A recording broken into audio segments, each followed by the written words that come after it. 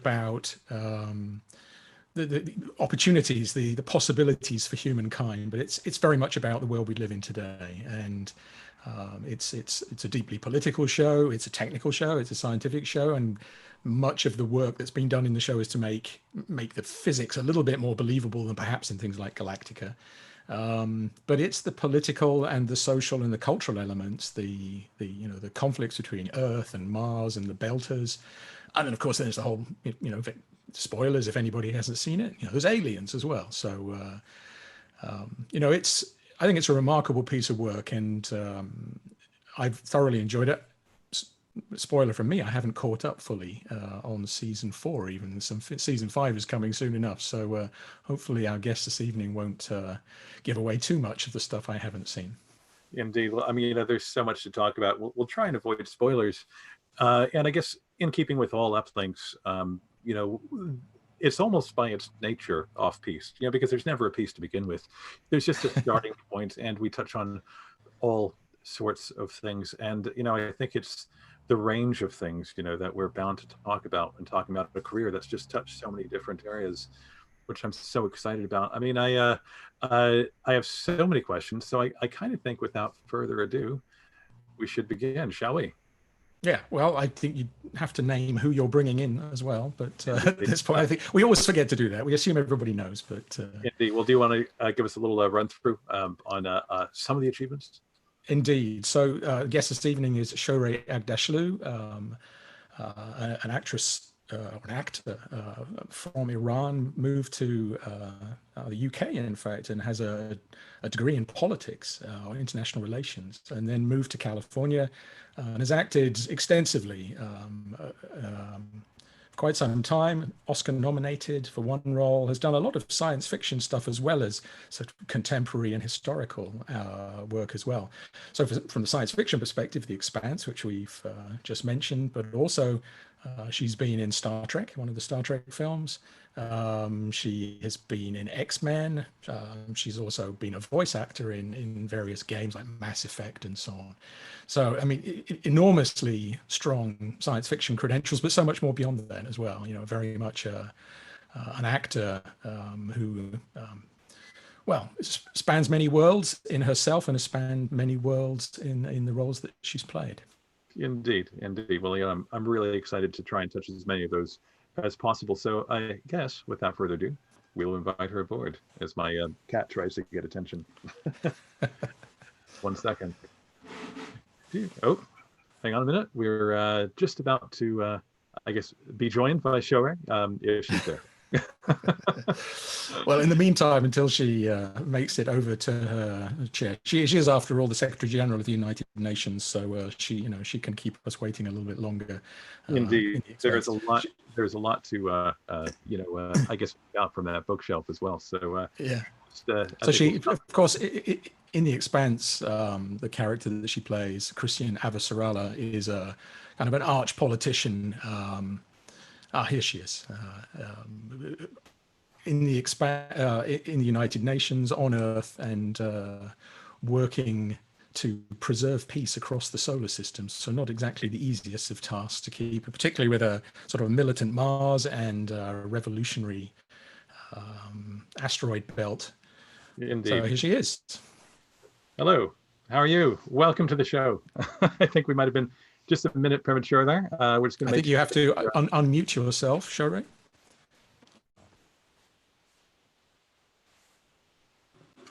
There you are. Let's try again. Perfect. Indeed. How are you doing? I think we were just a moment premature there. Sorry about that, but we were trying to make out what was in your bookshelf. No worries at all. Yes. I guess, go ahead. Starts from Nietzsche to Shakespeare and Frida Kahlo. I took Frida Kahlo away because you could see her face. It was distracting. And all the poets, yeah. Persian poets, Hafiz, Rumi, and mythology, a lot. Yeah. So I'm happy to hear I'm not the only person that has curated my bookshelf for when I do these sorts of things. I have this virtual background right now, but on the other wall where I do sort of TV stuff, there's all sorts of books which I'm really sure shouldn't be in shot. So I find myself moving them around. And to be honest with you, just between us, I had to do a sort of speech for the Iranians, and it was political. And I've been called many things, like a monarchist, atheist, leftist, social democrat, this and that. And I was sort of giving a speech telling them I'm none of those, but I do believe in rich socialism. And after I was done, my daughter told me, "Mom," and oh, good, I heard this.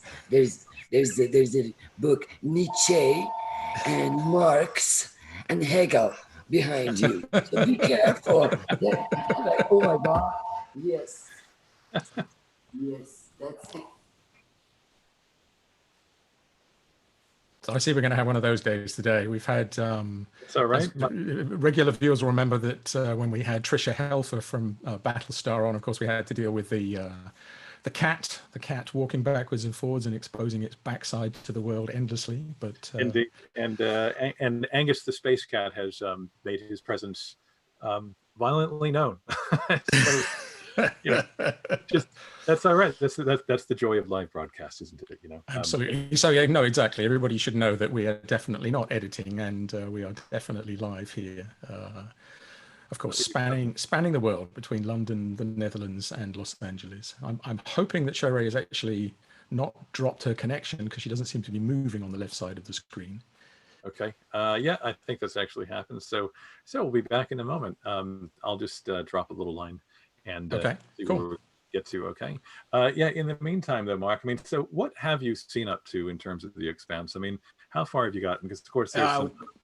Embarrassingly, seasons 1, 2, and 3. So I mean, everybody else will scream, season 4 came out ages ago, and it's not as if I haven't had a bit of free time on my hands in the last few months to catch up. But since I'm home with the family and they haven't seen the first 3 seasons, we've been watching other things together. So things like the Umbrella Academy, which I think we've talked about.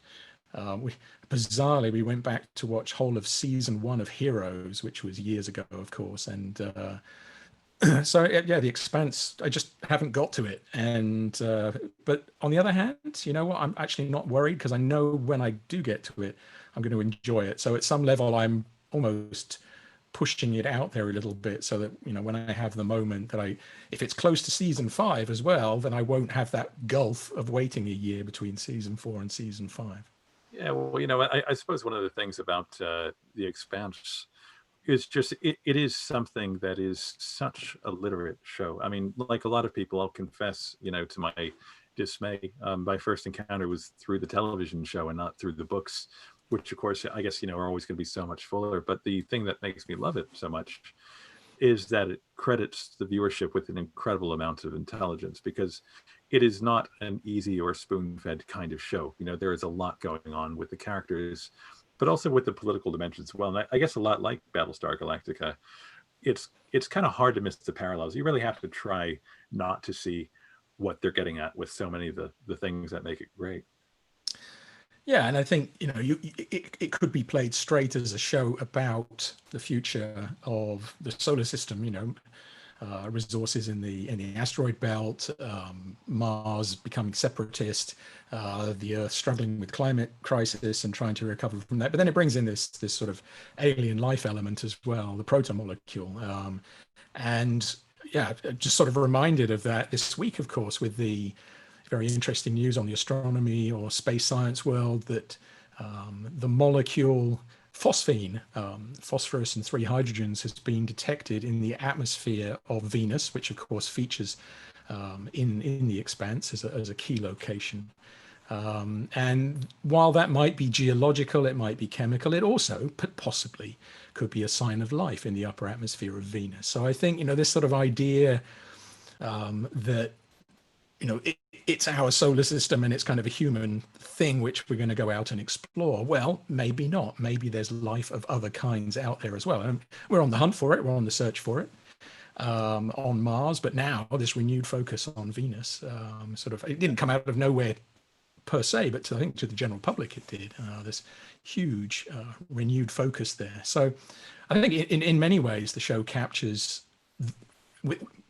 I wouldn't, very prescient of them to pick Venus to put alien life down on, but it covers many of the bases of the things that we are looking to in the next 50 or 100 years. Can we discover life elsewhere in the universe? Will humans go and establish permanent settlement on the moon, on Mars, elsewhere? Will we start searching for resources, for water, for hydrogen, elsewhere in the solar system? So, I think there's an awful lot there. It looks like I'm seeing emails flash up. Have you got them back online at this point? Oh yeah, it is a quick update. It is being addressed at the moment, just in case you're wondering. It's just one of those things that looks like the connection has dropped, and Shohreh will be back just as soon as she's back online, and well, I guess we'll get the actual thing going. But I mean, I detected a level of, I guess you should say, healthy skepticism about the Venus revelations that came out, a few days ago, because it's easy to believe that things are so because we want them to be, and that's always the danger, isn't it? It's an exciting revelation, hugely important, but it's not yet proof. It's an interesting question that's formed. That's how I understand it. Yeah, I think that's exactly right. I mean, there's always that interface between what we do in science and how we talk about what we think we found, the caveats that are implied, the more experiments we need to do to prove it or disprove it. The public, via the media, will want to take away sometimes a more simple message. Is there life or is there not life? And it's not unreasonable. It's a very fascinating question. So I think the people involved, the team, did a lot of very careful work, led by Jane Greaves, who's the principal investigator. It was a detection of one particular absorption line at radio wavelengths, millimeter wavelengths, by telescopes in Hawaii and in Chile. So there are other traces that you will want to go and search for. And this is how we do science. There's a hypothesis. Okay, if this exists, that implies that should exist. Let's go and look for that. That hasn't been done yet. One of the interesting things is now there's this renewed idea of going and flying new spacecraft to Venus. There is a Japanese spacecraft there at the moment called Akatsuki. European Venus Express finished a few years ago, but there are no major concrete plans for missions to Venus before the beginning of this week. And now everybody's jumping in and saying, we really need to go and do this. What's very curious about this is that, in fact, in 4 weeks' time, we will be flying past Venus with our Mercury-bound spacecraft, Bepi Colombo, European Space Agency and Japanese Space Agency. So we'll fly past. It's not designed to go looking for this signal, and it's going to be quite far away on this first pass. But it brings sort of a fresh attention to that as we fly past and use the gravity of Venus to get us closer to Mercury in the next few years. Yeah. So I think, it's very interesting times, but people should hopefully take away that science is done incrementally. It's rare that you discover the one thing and all of a sudden everything falls into place. This is fascinating work which needs to be followed up. And of course, if it turns out to be life in the upper atmosphere of Venus, it'd be hard to think of a bigger discovery in our lifetimes. Well, which I guess is why we want to verify, and it's an exciting revelation, but I guess it's kind of goes to the core of the sort of work that you do in science communications, Mark, because it is so important not to jump the gun. And I guess in the traverse between scientific findings and newspaper headlines, there is a kind of a light speed acceleration, and I guess that's the thing. It's not trying to be grumpy or dismissive. I suppose more it's just saying, well, no, we have to be conservative in these things because we've been wrong before, and it's not to say that it's not exciting, but I guess that's what science is all about. Yeah, I would be the first one to admit that I can get grumpy sometimes when we're a little bit naive, a little bit disingenuous, because we know that the media, some, not all, some journalists out there have done a fantastic job on this story. Others have just sort of read the top line, it could be life, and they've just transmitted it into, Boffin's Discover Life. But we know that's going to happen. So, the only way of stopping it effectively is not to publish any results at all, and that's crazy as well. This is certainly not what anybody wants. I suppose in my sort of darker moments, I worry a little bit that because the way science works, it ebbs and it flows, and you might find something here and then you might find a correction later. People say, wait, but you told me it was green and now you're telling me it's red. So, why should I ever trust you? If you tell me it's green and later on you tell me it's red, why would I ever believe anything you say? And that's sort of a lack of understanding of the way that science works. And the problem is that gets transformed then into a sort of distrust in general of science. If you just can't tell me what the answer is, well, anything can be true. So I do worry just a little bit that somehow there's a bit of a mismatch between expectations about what science is and what it can tell us and where the caveats are.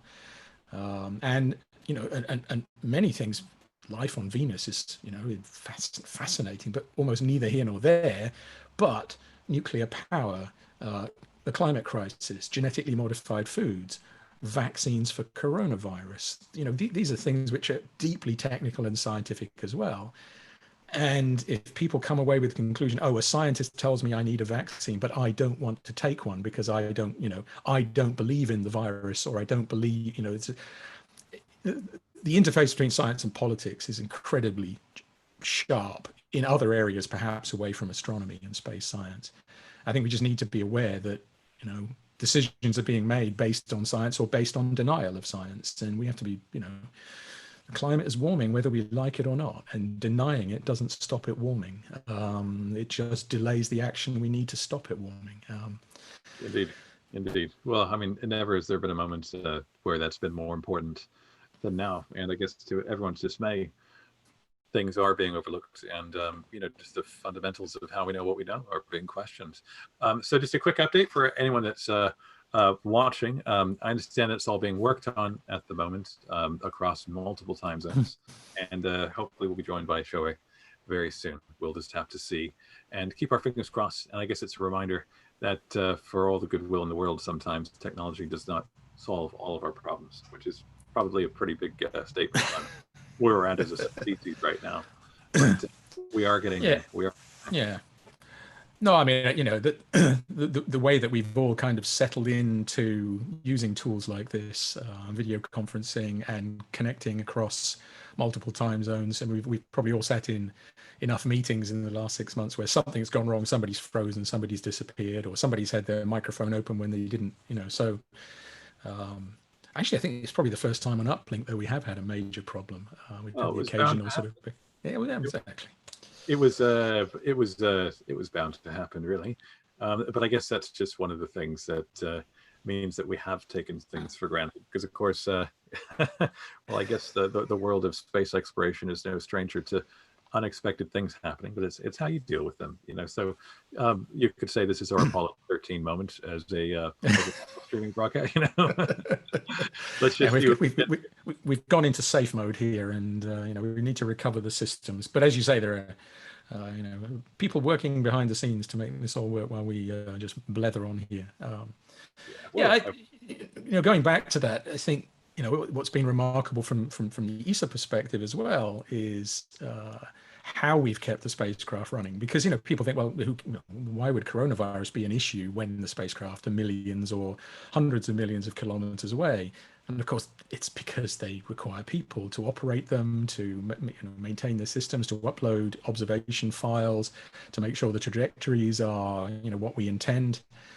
We did have a little bit of a blip early on at the mission control in Darmstadt in ESOC, where there was a case of coronavirus, and somebody, for precautionary reasons, the teams had to leave to make sure that they were quarantining. And some of the spacecraft were shut down. They were put into hibernation mode for a couple of weeks. Solar Orbiter, the one going to the Sun, Mars Express at Mars, but Bepi Colombo, we had to be ready for that because it was going to have an Earth flyby, and everybody had to be kind of, able to make sure that Earth flyby worked, else we wouldn't get on course to Venus, which was where we're heading in a few weeks' time. Much of the operations have been switched to people doing things partly remotely. Some people are on site.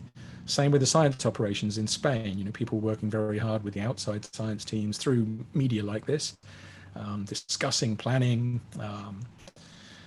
Yeah, so I think, as much as we all love to hate these video conferencing tools, I think they are something which lie in our future. And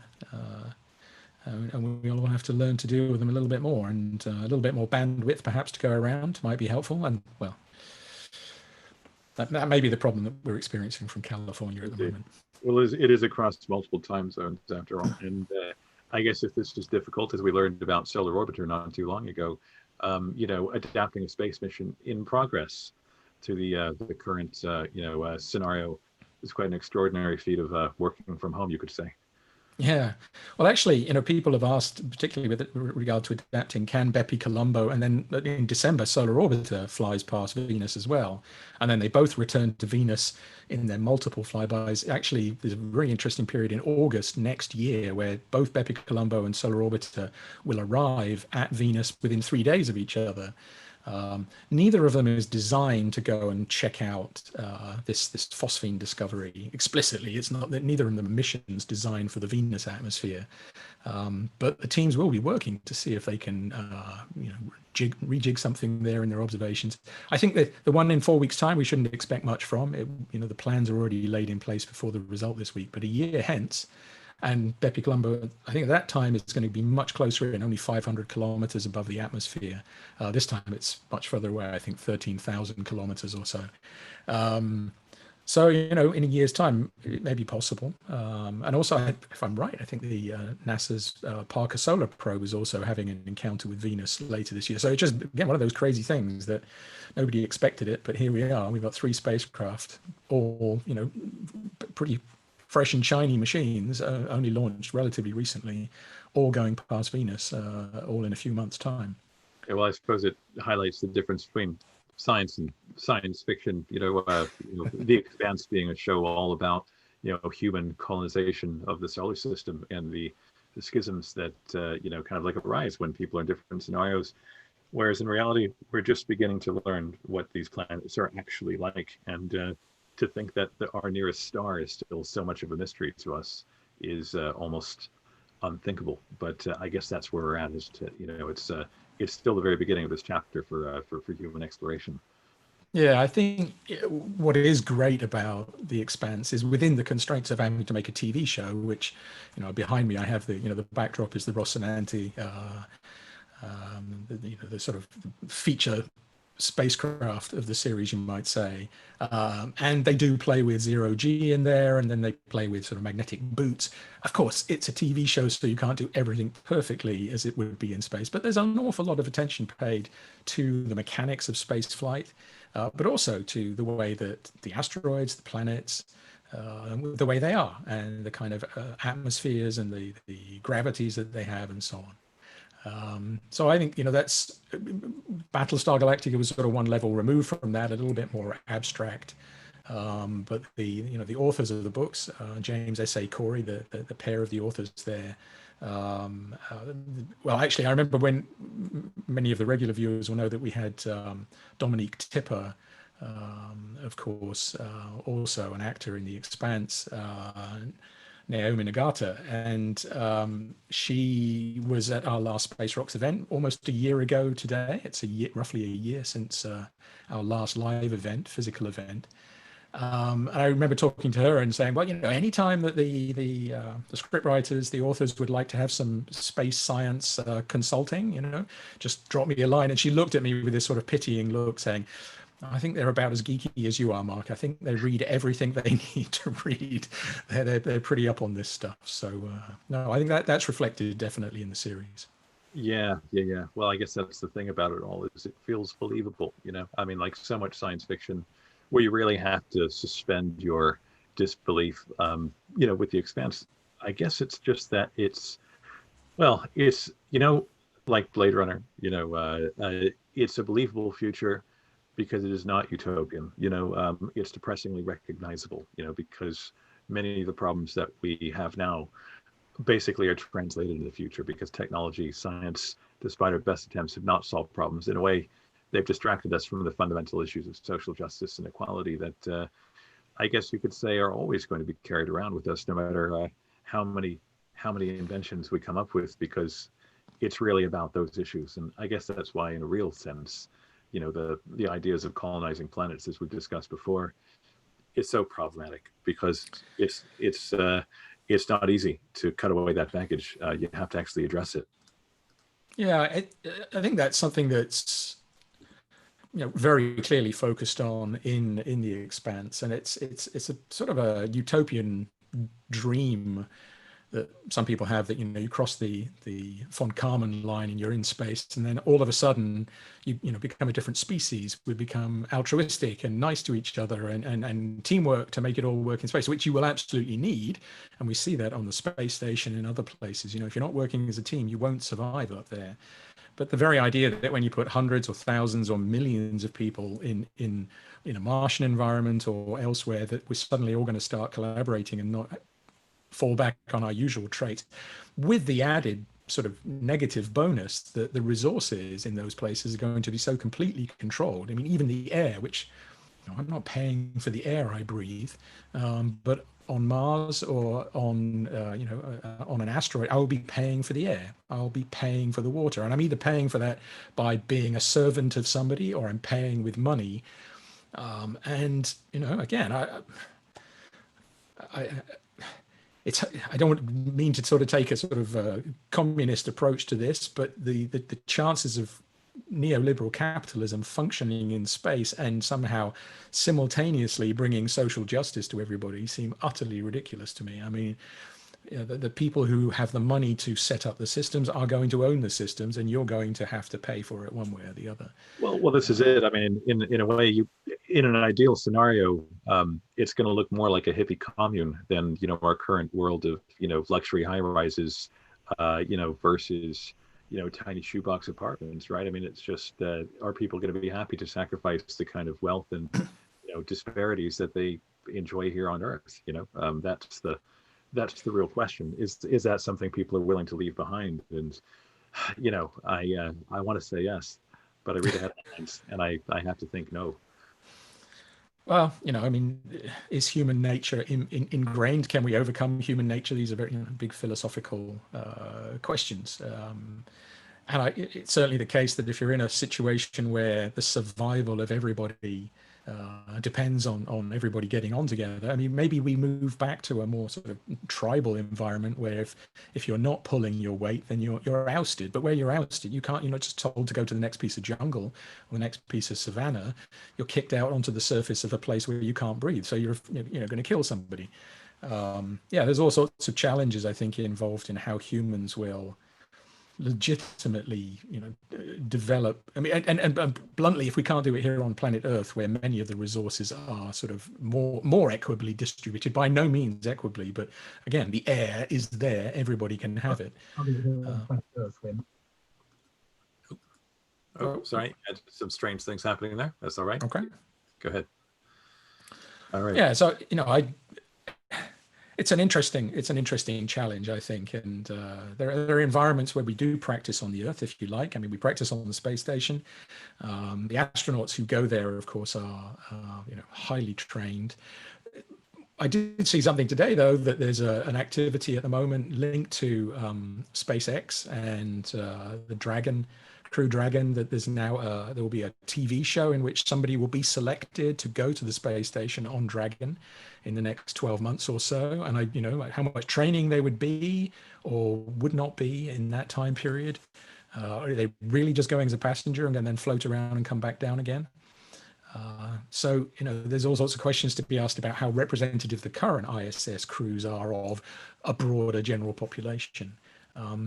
You get a little bit more expansive when you go to places like Antarctica. You know, the winter rover crews are pretty specialized as well. I mean, they all work in great teams there. And you've got mining crews out in the deserts working in isolation.